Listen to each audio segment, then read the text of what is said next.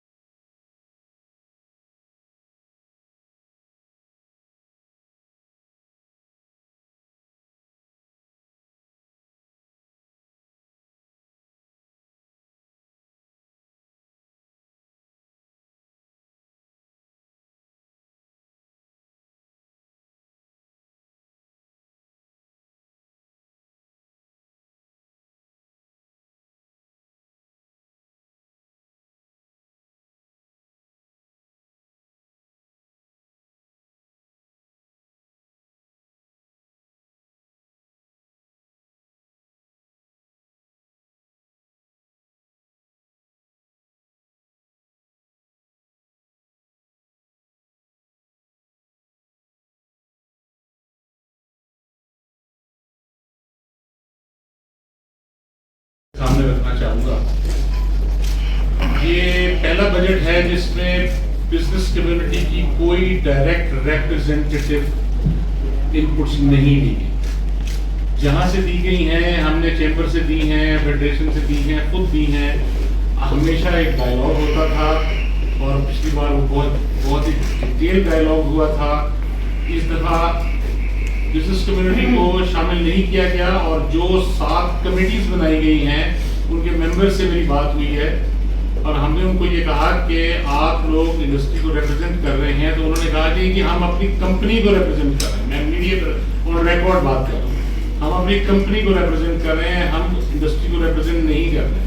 तो इसका मतलब है हुकूमत ने इंडस्ट्री की रिप्रेजेंटेशन को सुनना भी पसंद नहीं किया। دوسری بات یہ کہ آپ کو ایک بہت بڑا امپریشن یہ آ رہا ہے کہ انٹرنیشنل مانیٹری فنڈ اور عوام کے درمیان یہ بچے، عوام کا انٹرنیشنل مانیٹری فنڈ سے کیا تعلق ہے؟ آپ نے انٹرنیشنل مانیٹری فنڈ کے بعد جانا ہے، جائیں، نہیں جانا نہ جائیں، آپ 24 دفعہ گئے ہیں، ہم سے پوچھ کے گئے ہیں، ہم سے بتا کر گئے ہیں، ہم سے طے کر کے گئے ہیں، وہ جو وہاں سے آپ نے لونز لیے ہیں کہ وہ کیا ہمارے ایما پر خرچ ہوئے، کیا اس کی ٹرانسپیرنسی اس دوران تھی؟ تو یہ جو امپریشن ہے کہ آئی ایم ایف کہہ رہا ہے، یہ غلط ہے۔